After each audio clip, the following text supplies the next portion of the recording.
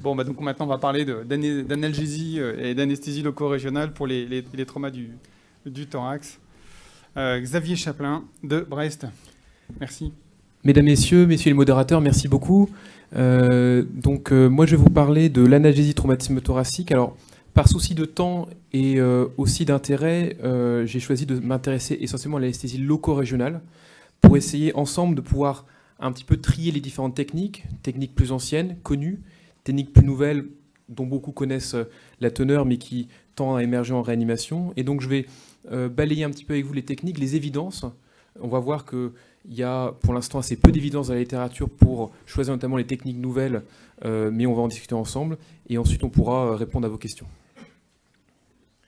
Donc, je n'ai pas de conflit d'intérêt en lien avec cette présentation et mon propos introductif sera très court puisque vous connaissez tous l'enjeu qui est d'améliorer les capacités ventilatoires de nos malades. On l'a largement dit, le but est de mobiliser nos patients, favoriser l'atout, faciliter le retrait, la pose et la manipulation des drains thoraciques et aussi, comme on parle d'analgésie, limiter l'utilisation des opioïdes. Les sources de douleur, bien sûr, elles sont connues. Les fractures costales en premier lieu, l'insertion des drains, donc tout ça est géré par le nerf intercostal dont on va parler en long, en large et en travers dans la présentation. En revanche, les douleurs de type plutôt pleural sont générées essentiellement par le nerf phrénique et là, malheureusement, on va être un peu démunis pour pouvoir complètement les gérer. Les rappels atomiques, donc par souci de cohérence, j'ai quand même rappelé les dermatomes qui sont des rappels anatomiques qui sont essentiels pour connaître le niveau de l'analgésie qu'on veut procurer à nos patients, puisqu'en fonction du niveau des fractures de côte, on ne va pas mettre nos dispositifs au même endroit. Et par contre, je voulais m'attarder surtout sur la partie de droite qui décrit un petit peu le trajet du nerf intercostal en jaune sur cette image. Donc le nerf intercostal, il émerge de la moelle épinière et il donne un ganglion du nerf intercostal qui est situé en paraspinal. Ce ganglion va donner deux rameaux, un rameau dorsal qui va cheminer au travers de muscles qu'on va voir ensemble, et un rameau ventral qui va s'enrouler autour du thorax et qui va donner un rameau cutané latéral du nerf intercostal qui va perforer les muscles qui s'enroulent autour de la paroi, et un rameau antérieur qui va énerver la paroi antérieure et également le sternum. Pour schématiser au plus l'ensemble de ces muscles, ce qu'il faut connaître, c'est l'allocation des muscles en arrière des corps vertébraux et des processus transverses, que sont le muscle trapèze, le muscle rhomboïde et le muscle érecteur du rachis. On va le voir notamment dans le bloc de ce même nom. Il faut également connaître l'allocation du muscle serratus, qui s'enroule depuis la face médiale de l'omoplate, qui vient en fait le stabiliser en s'harnachant à la face antérieure des 9 premières côtes. Et donc on va balayer ensemble l'ensemble de ces stratégies, la péridurale bien sûr, le bloc paravertébral. On s'intéressera au bloc érecteur du rachis, au serratus, et par souci de temps, je ne traiterai pas du bloc intercostal, mais on pourra en discuter par la suite. Donc l'analgésie péridurale, je vais m'y attarder assez brièvement, en rappelant qu'il y a une technique qui est connue, médiale, et on peut aussi poser la péridurale par voie paramédiale, par une technique aussi qui est bien décrite. Les avantages, on les connaît, ça entraîne une efficacité qui est bilatérale, continue, entre 3 et 5 jours, donc c'est un intérêt important, surtout les facteurs bilatéraux, on va le voir. La technique, donc, elle est connue, appréhendée par le personnel médical, par le personnel paramédical, donc c'est d'application concrète et immédiate, sans trop de difficultés. L'inconvénient, par contre, c'est qu'il faut positionner le malade, l'asseoir, le tourner. Les troubles d'hémostase, bien sûr, sont une contre-indication qu'on peut rencontrer, et puisqu'il s'agit d'une analgésie neuraxiale, ou en tout cas périmédulaire. Les effets hémodynamiques, on va le voir, ils sont visibles et ils peuvent être importants. Et enfin, ce qui va empêcher parfois la pose d'une péridurale, ce sont les fractures vertébrales qui vont entraîner également une contre-indication d'ordre anatomique, en fait. Ce qui fait que on voit émerger, bien sûr, depuis de nombreuses années, vous le savez, le bloc paravertébral qui est dans l'espace paraspinal, permet de s'intéresser à bloquer le ganglion du nerf intercostal. L'espace paravertébral, donc vous connaissez ces rapports, il est situé entre le corps vertébral, le processus transverse, la plèvre qui n'est pas loin, et là il faut faire attention, et en arrière et en haut, le ligament costo-transverse.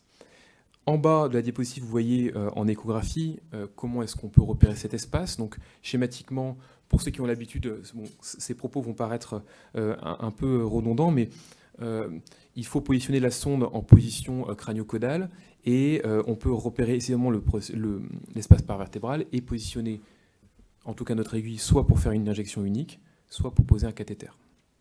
Et donc vous voyez sur le schéma de droite qu'on est vraiment en haut à droite, en paraspinal, et donc un tout petit peu plus périphérique, bien que ce bloc soit considéré comme un bloc profond. Ça, c'est très important. Ce que l'on pourrait proposer comme protocole, si on devait faire un bloc paravertébral, ce serait de proposer une injection unique, soit de la naropéine 0,2, soit de la lévobupivacaïne. On peut faire une injection unique pour endormir 4 à 5 dermatomes, ça c'est très important, puisqu'il va y avoir un volume de distribution quand même assez important. Il faut privilégier une administration continue, puisque maintenant on peut mettre des cathéters dans ces espaces, et il faut proposer une position d'entretien entre 0,1 et 0,2 ml/kH. Le bloc paravertébral a théoriquement des effets hémodynamiques moins importants, donc c'est très intéressant. Par contre, il a peu ou prou les mêmes contre-indications, à part des cas particuliers, les mêmes contre-indications que la péridurale, puisqu'on va devoir positionner le malade, donc si on ne peut pas le mobiliser, c'est compliqué. C'est un bloc profond, donc théoriquement, il faut prendre les mêmes préconisations par rapport à la coagulopathie notamment. Alors on va s'intéresser à une première étude pour voir si le bloc paravertébral fonctionne vis-à-vis d'une analgésie intraveineuse unique, sans péridurale. Cette première étude, avec 90 malades, 2017, malades qui avaient des fractures costales unilatérales, c'est très important. La plupart des études incluent des malades qui ont des fractures unilatérales, et c'est le cas de cette étude. 2 groupes, un bloc paravertébral avec la pose d'un cathéter paravertébral et une dose d'entretien, versus un groupe PCA sulfentanyl. La douleur a été évaluée à 4 temps, avant le début de l'analgésie à T0, au repos et à l'atout, T1 à 60 minutes après le début de l'analgésie, T2 le J1, T3 le J2 et T4 le J3. Ce que l'on voit, c'est que certes la différence n'est pas très importante, mais en revanche, il y a une différence significative en termes d'EVA en faveur du cathéter paravertébral. Et dès la 60e minute après le début de l'analgésie. Chose intéressante, chez ces malades, ils ont également réalisé des mesures spirométriques, et on voit que l'ensemble des mesures réalisées, notamment les flux expiratoires, sont en faveur de l'analgésie par bloc paravertébral continu. Donc vis-à-vis d'une analgésie intraveineuse, le bloc paravertébral, ça marche vraiment bien. Émergent depuis maintenant quelques années en anesthésie et en réanimation d'autres blocs de la paroi thoracique, avec une première technique qui s'appelle l'ESP pour Erector Spinae Plane Block, ou bloc érecteur du rachis, sur lequel on va s'attarder maintenant. Vous avez en haut à droite la localisation au niveau de laquelle on va réaliser l'injection. Donc on est vraiment assez proche du ganglion du nerf intercostal, mais cette fois-ci, on est sur un bloc qui est considéré comme superficiel. Donc on a un peu moins de risque. À gauche, vous avez le repérage échographique qui est possible. Ce qu'il faut repérer, en fait, c'est on a le muscle transverse qui est là. Donc, je vous rappelle le schéma que je vous ai montré précédemment, les 3 muscles qui sont en arrière des processus transverses, le muscle trapèze, le muscle rhomboïde que l'on voit en dessous, et le muscle érecteur du rachis. On va avancer dans le plan avec notre aiguille, et on va s'approcher tout proche du processus transverse. Et en injectant notre anesthésique local, on va créer un espace de diffusion sous l'érecteur du rachis qui va permettre, de réaliser une injection unique, mais aussi, on va le voir, il y a des équipes qui posent des cathéters.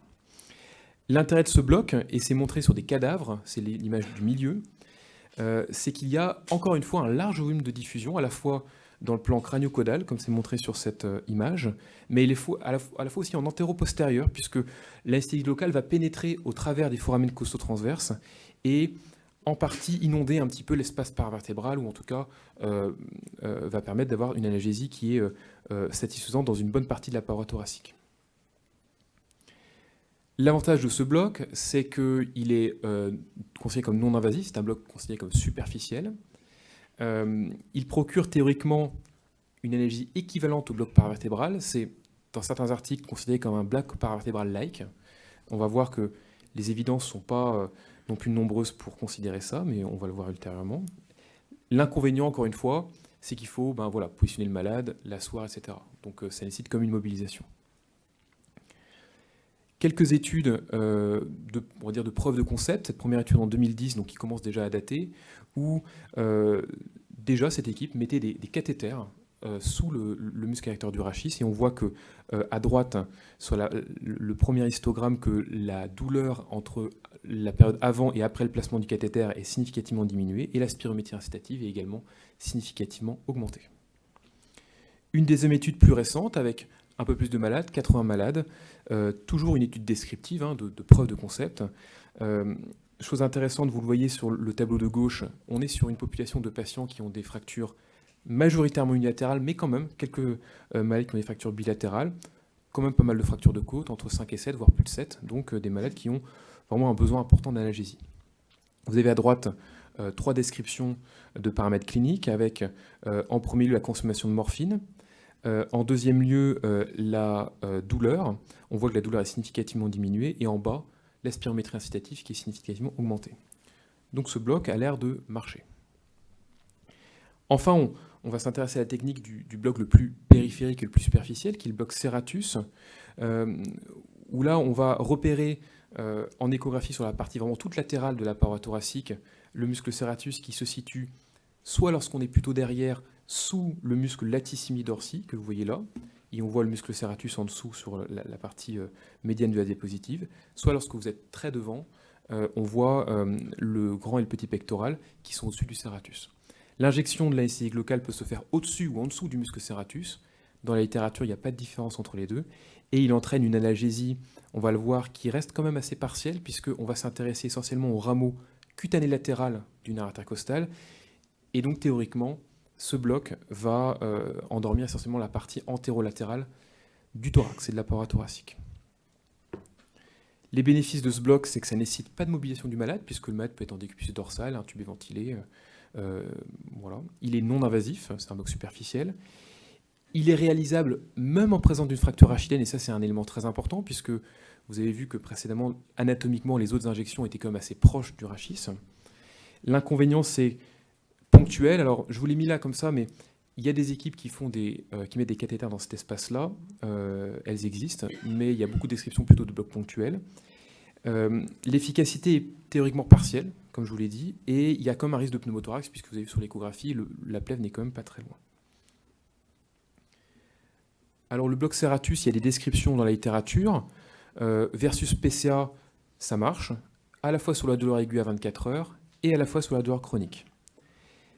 Chose intéressante, il y a une étude qui a comparé le bloc serratus au bloc érecteur du rachis, et là par contre, il y a une supériorité du bloc érecteur du rachis vis-à-vis du serratus sur cette étude-là, avec une réduction de la consommation de morphine avec le bloc du serratus et une amélioration de la course diaphragmatique. Donc a priori quand même, bloc serratus est quand même meilleur que bloc érecteur du rachis est meilleur que le bloc serratus, pardon. Donc on a vu ensemble 4 techniques, des techniques connues, d'autres moins connues, et l'idée de la fin de cette présentation, c'est de savoir comment est-ce qu'on va placer ces nouvelles techniques d'anesthésie loco-régionale périphérique vis-à-vis de la péridurale pour voir un petit peu qu'est-ce qu'on peut choisir au quotidien. Alors on va voir, il n'y a pas beaucoup de littérature comparative. Si on s'intéresse à cette première méta-analyse dans le traumatisme thoracique, donc c'est que des malades qui ont un traumatisme thoracique fermé, et qui s'est intéressé à comparer la stratégie bloc par vertébrale versus stratégie par péridurale. Là, c'est les données de cette méta-analyse qui concerne la durée de séjour. Vous voyez en haut de la diapositive qu'il existe un seul essai randomisé de petite taille, et il y a tout de même une méta-analyse réalisée, bon, c'est étonnant, et 2 études observationnelles dont les résultats vont dans les 2 sens, ce qui donne une hétérogénéité très importante de 90%, ce qui rend cette méta-analyse probablement très, très difficile à interpréter, et on pourra en discuter par la suite. Il nous faut donc, pour essayer de comprendre un petit peu comment on va faire au quotidien, en comparant le bloc paravertébral et la péridurale thoracique, s'intéresser à ce qui se fait en chirurgie thoracique. Je n'ai pas d'autres éléments à vous proposer. Et là, en chirurgie thoracique, en 2016, la méta-analyse de Yang a quand même réussi à colliger 14 essais randomisés, avec, cette fois-ci, je vous présente les données poolées de l'analgésie, en haut, les données au repos, et en bas, les données lors des séances de kinésithérapie et à la toux. Et ce que l'on voit, c'est que le bloc paravertébral est au moins équivalent à l'analgésie péridurale dans cette indication-là. Chose à noter quand même, c'est le cas de beaucoup d'études sur l'ALR, c'est que, bien sûr, ni les évaluateurs, les cliniciens ou les patients n'étaient, pour la plupart de ces études, en aveugle. Et donc ça bien sûr, biaise un petit peu les résultats, mais c'est un biais classique dans les études sur la LR. Il y avait également moins d'hypotension artérielle avec le bloc paravertébral, ce qui est un élément très important. Moins de nausées et vomissements, avec toujours une hétérogénéité dans les résultats qui est proche de 0%, même à 0% dans cette analyse, donc qui rend le résultat très analysable. Et également moins de rétention aiguë d'urine. Donc sur base de ces études, alors en chirurgie pulmonaire, le bloc paravertébral continu est maintenant recommandé avec un grade 2+, et on va le voir dans le protocole que je vais vous présenter par la suite, utilisable à mon sens dans l'indication du traumatisme thoracique. Si on s'intéresse maintenant à la question suivante, est-ce que maintenant moi je peux faire un bloc serratus, qui encore je vous le rappelle est un bloc périphérique, est-ce que je peux le remplacer la péridurale par ce bloc-là, puisqu'on a vu que c'était un bloc paravertébral-like.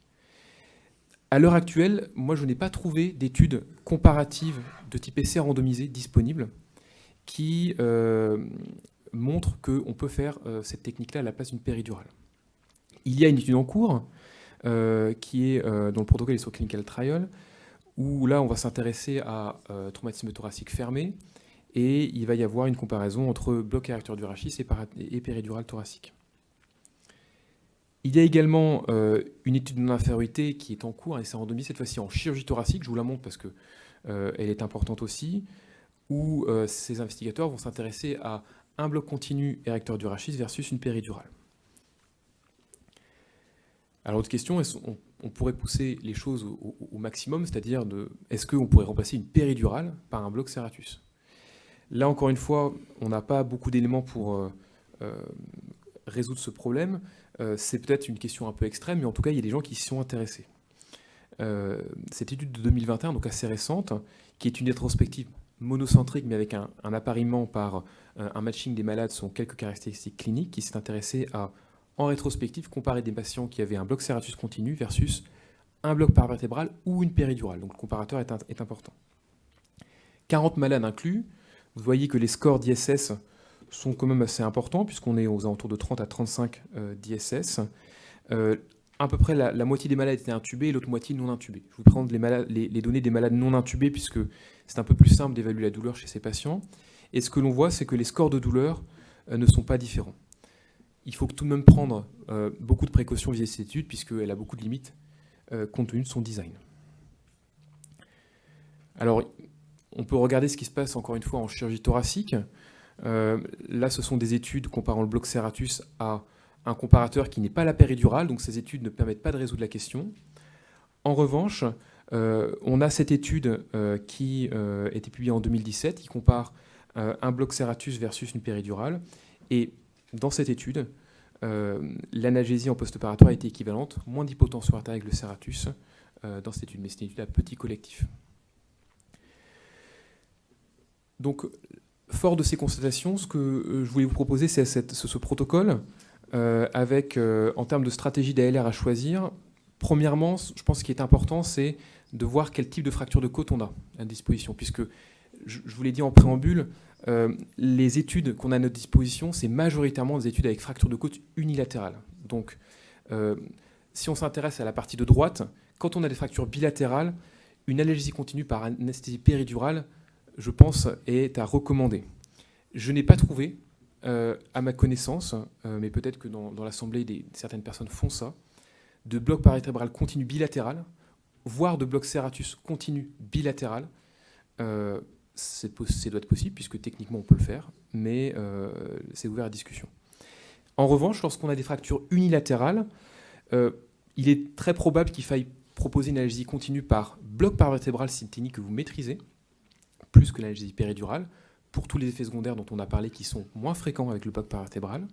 En cas de contre-indication, qui sont quand même assez notables et qu'il faut avoir en tête, il faut se reporter plutôt sur les blocs plutôt périphériques avec le bloc serratus ou le bloc érecteur du rachis avec quand même une préférence à mon sens pour le bloc érecteur du rachis qui reste un bloc proche du ganglion du nerf intercostal et avec une analgésie qui est quand même plus complète. En revanche, si vous ne pouvez pas mobiliser de malade, que vous avez des déformations rachidiennes très importantes, le bloc serratus est un bloc utilisable, facile, et qui a une certaine efficacité, comme on l'a vu. En termes de message, avant de terminer, Je pense que, premièrement, il faut choisir la technique avec laquelle on a le plus d'habitude. Si vous avez l'habitude de poser des péridurales, il faut bien sûr continuer à poser des péridurales et probablement se documenter sur le bloc paravertébral. L'anesthésie péridurale n'est plus un standard indiscutable, au vu des éléments dont on a parlé. Le seul élément que je vous ai signalé précédemment, c'est pour la fracture de côte bilatérale importante, où là, la péridurale reste quand même quelque chose qui est important.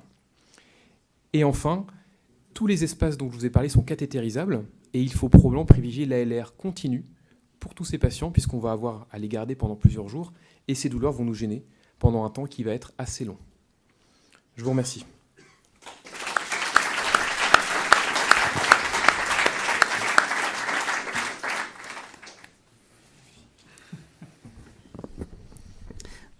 Merci pour cette revue assez complète.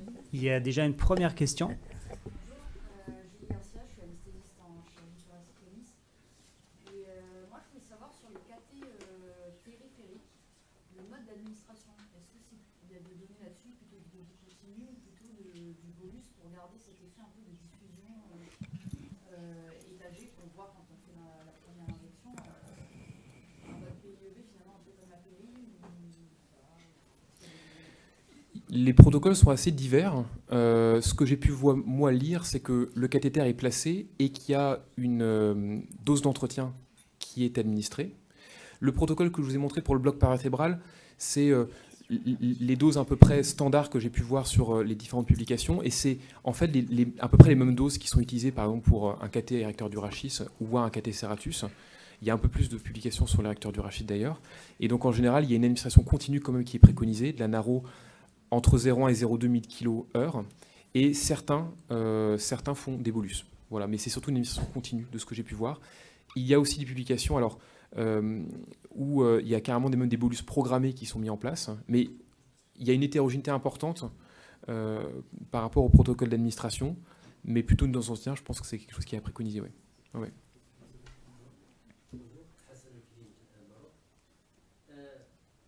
Ma question est pour les deux présentations. Est-ce qu'au lieu de voir les techniques comme des techniques opposables, pourquoi ne pas les voir de façon complémentaire? Pour la premier exposé, je crois que tout le monde, vous serez d'accord avec moi que le scanner à H0 est totalement différent, est obligatoirement différent et toujours différent du scanner à H2. Donc la possibilité, le risque de pneumothorax sur une PNI, elle est très probable. Pourquoi et au début de la prise en charge, on a besoin de techniquer le malade, de traiter la douleur et ainsi de suite. Pourquoi ne pas profiter de cette période pour mettre le malade sur l'oxygène à haut débit, l'oxygène thérapie à haut débit.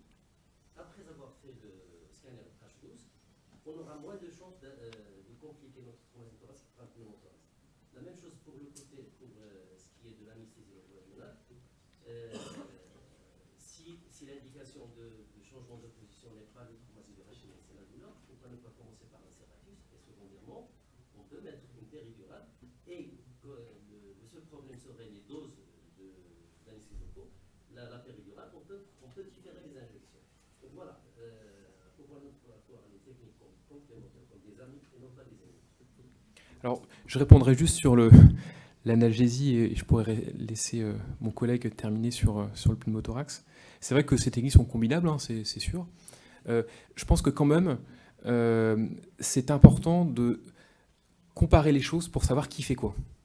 Ça, c'est important parce que, certes, on peut combiner, mais l'anesthésie locale, c'est comme un traitement, en fait. Hein. C'est-à-dire qu'on va avoir un effet traitement qu'il faut analyser. L'autre avantage, c'est qu'on a quand même des techniques qui sont certes proches anatomiquement, mais qui sont, en termes de contre-indications, assez différentes.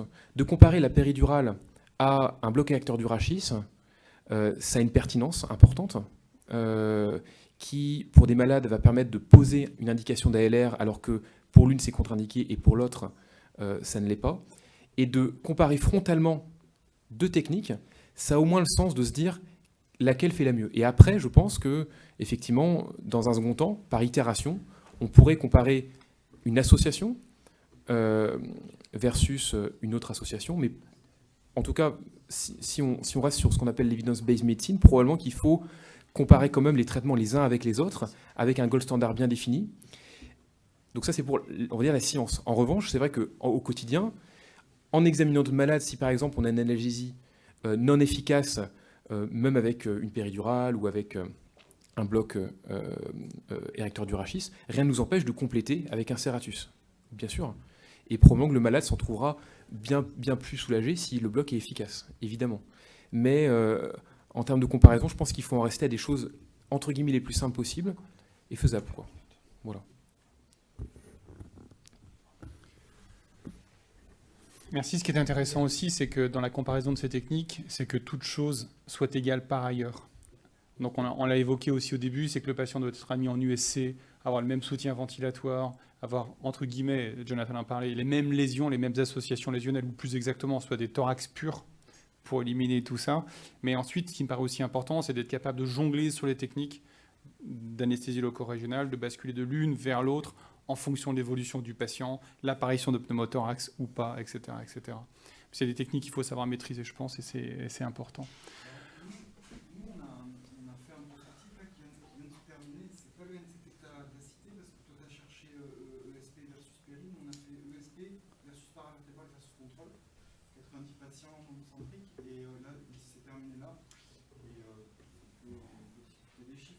Des résultats? Oui, globalement, le SP est moins efficace que le paravertébral et le taux de recours à la péridurale, et moi je signe pour la combinaison des stratégies loco-régionales, on avait mis la péri en restu sur tous les groupes, on a 40% de recours à la péri. Et je te félicite parce que l'algorithme que tu as cité, je trouve qu'il est assez intelligent et tu as tout dit finalement. Il y a aussi une question de topographie. La chirurgie thoracique n'est pas un bon comparatif pour la traumatologie parce que on est sur de la thoraco, un métamère, c'est vrai, des personnes qui sont soit bilatérales, soit multi-étagées, et le SP est moins le paravertébral, et c'est vrai que les taux de recours à la péri sont quand même... C'est intéressant, oui. Il y a une question devant ici. Est-ce que vous faites une péridurale systématique si le patient a une fracture sternale associée? Alors, nous, je dois vous avouer que nous, dans le service de réanimation où on accueille les traumatisés thoraciques, fort de ce topo, moi je vais probablement revoir un petit peu le protocole du service parce qu'on n'est pas un service historiquement faisant beaucoup de péridurales ni de blocs, mais on commence à s'y mettre un peu plus franchement. Donc, nous, la technique qu'on maîtrise le plus dans le service, c'est la péridurale. Voilà.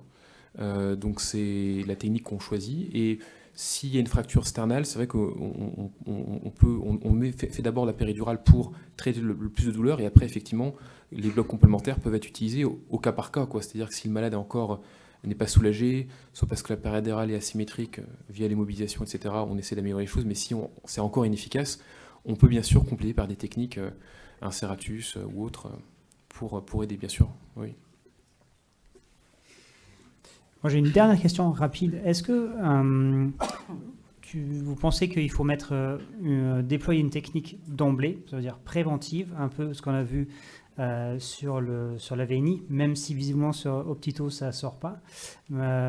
Patient à gros trauma thoracique, fracture de côte multiple bilatérale, même s'il y a la phase initiale parce qu'il est encore imprégné par la kétamine, le sulfata, j'en sais rien.